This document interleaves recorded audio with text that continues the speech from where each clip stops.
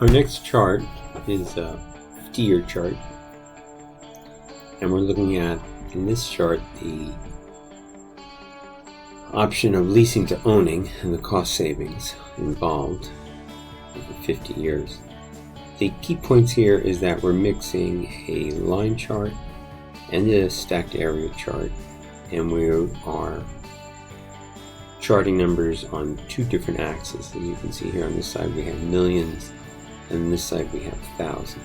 So it's a complex chart, but it won't be that difficult to do. So we get to our Excel chart, and this one is the 50-year chart. So we look at the 50-year data, and we select from A2 down to E53, and then we go insert.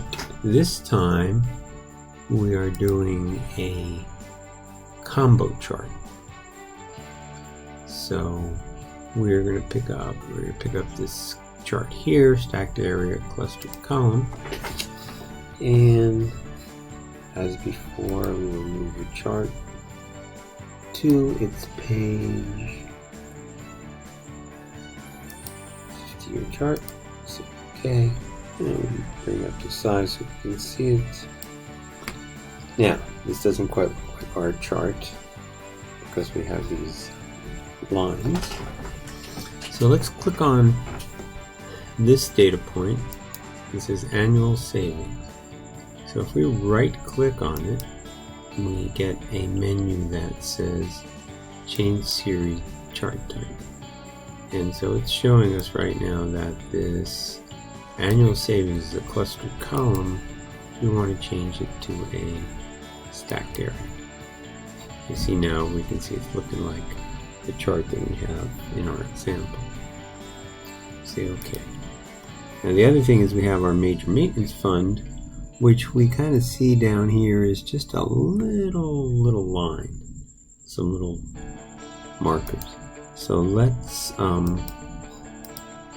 go back to our change series type, go to our major maintenance, and we actually want to change it to a line with markers. We can say OK. When we look at it, we see it's a line that's just very little. The reason for that is that while the savings go into almost 20 million, major maintenance fund is just in the tens of thousands. So it's such a small part of the scale that it's hard to see, and it doesn't really show you what's going on. So let's go back to our series chart type, and we're going to take our major maintenance now and put it on the secondary axis.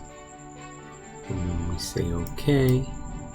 We see now that on this left axis we're going up to 20 million, but on the right axis we're only going up to 250,000.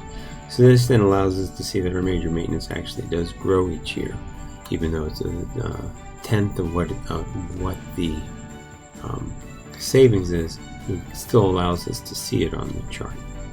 So the next step we want to do is we want to change the line type on the major maintenance fund. So we click on the line and we right click on it and we say format data series, and we get now that we see that the series is plotted on the secondary axis. We go to our bucket, you see we can edit the line and we can edit the marker. Now the line we want to make it a solid color, and we want it to be black. For different dashes, we're going to stick with solid for now. You can also make it thicker too if you want, like changing the width. So let's call it 3 points. Now the other part of the line is that there are these little markers on there. So we go up here to edit the markers, and in the marker options we can change the shape of it if we want. We can say built in, and we can change the shape if we want to. Circle usually works pretty well, but we can also change the size. We want to make that circle a little bigger, and then We also, on the marker, we can change the fill color if we want. And we can make it orange. And then we also have a border on that as well. So we can make a solid line, and we change it to black. So now we have our major maintenance line with markers. So now if we look at the legend, it's kind of down here at the bottom, and that doesn't look that good. So let's move it up here where it'll be easier to see. You can put it where you think it's best, but we definitely want it up in the chart. It's more legible that way. Then we go over here to the right axis, the left axis. You click on an axis, it says Format Axis. So obviously we want this to show, instead of, we need some decimals in there and we need some commas. So click on the options, we click on Axis Options, and the display units here, this is number, we want to change it to millions. So now this is telling us that it's $20 or $18 million. It's much easier to read that way. And since these are dollars, go to our number, and we add currency to it, and make sure we have 0 decimal points. So once we have our display units in millions, we want to see that it's also dollars. So we go here and we put in our currency, make sure we have 0 decimal places, and we're good. And we go over to our left axis, right axis, and we go over to our right axis, and in this the display units are thousands, and once again we want currency, 0 decimal places. So that's looking really good. Now if you notice along the bottom we have numbers, but in the example we want to show the years. So we click here and we go to select data, and our horizontal or category axis, we can click on edit. So we're in the axis range, click our little edit arrow, go back to our data this time, and then select years that we want to be on that axis. Click the down arrow here, click OK, and we click OK again, and now we see all the years. Now, if you look at our example, the years are at an angle, and there's also, we're actually displaying every other year, because displaying every year is a little bit too much information for such a small chart. So we're on the axis, so we see that we have every year here, but we really want to go every other year. So we click on our axis, we go to, once again, text options. In this case we go to labels, and we want to specify the interval. Right now it's showing every interval 1. So if we change it to 2, you can see now that we're seeing every other year, which makes it cleaner. Then we go back over here to our alignment, and we put a custom angle. Let's try 45, and there we go. So now we have angles, and the chart's looking really nice. One thing we want to do is give a little bit of background, so we go to our chart area again, and we give it a fill.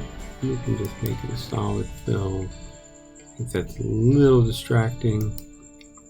I like to keep the colors a little bit more muted. Let's try warmer gray. There we go, that looks pretty good. Everything stands out pretty well. And then if you look at the example, we actually also want to format the plot area. And what we're going to do this time, to make it stand out, we're going to go to the effects, and we're going to use a shadow effect. We use one of the presets, and we're going to use outer offset center. So now we have our plot area that's differentiated from the background. One thing we want to do, I think it really will look better if we go for, instead of the automatic colors, let's go to black. They'll read a little bit better against the background, especially here. Here we go. And the only other thing we need to do is give it a chart title. And we call it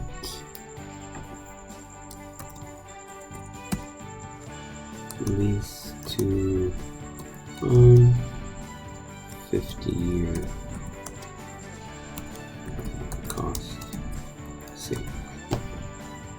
And let's make it stand out. So now, just to make our title stand out a little bit, we go up here, give it color, make it bold, maybe a little bit bigger, 16. And there we have our chart. So we have a dual axis chart. And one thing we see going on here though is it looks like the background and the data are too much the same color.